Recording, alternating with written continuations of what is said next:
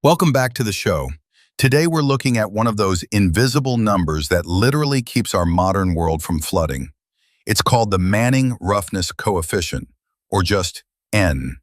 If you've ever looked at a concrete storm drain or a winding creek, you're looking at a complex physics problem that engineers have to boil down to a single decimal.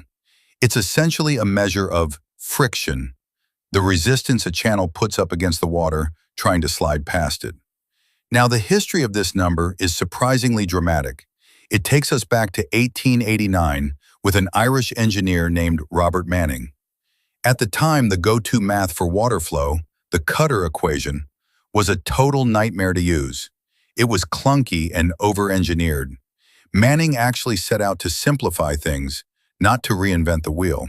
He spent years obsessing over experimental data, looking for a cleaner way to predict how fast water moves based on the shape and slope of the ground. But here's the kicker.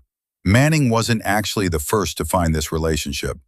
A French engineer named Philippe Gaultier had published almost the exact same findings 20 years earlier. History is often written by those who mark it best, though, and Manning's version eventually took hold in the English-speaking world.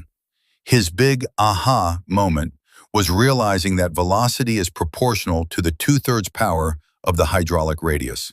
It sounds like a mouthful, but it was the Goldilocks math that engineers had been waiting for. If you're looking at the blueprint for a project in the US, you'll see the formula written as shown for our US Customary units. It's the conversion factor that lets us plug in feet and seconds while keeping the N value consistent with the rest of the world.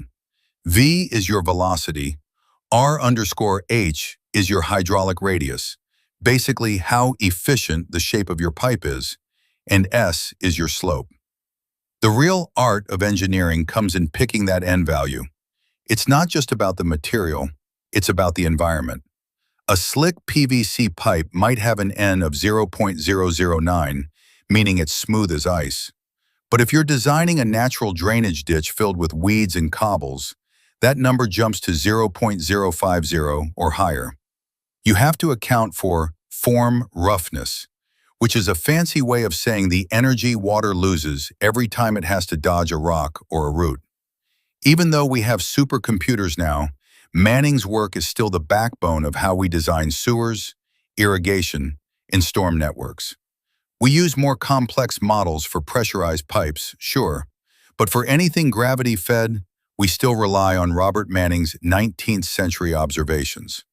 It's a classic example of how a well-crafted empirical formula can outlast almost any other technology.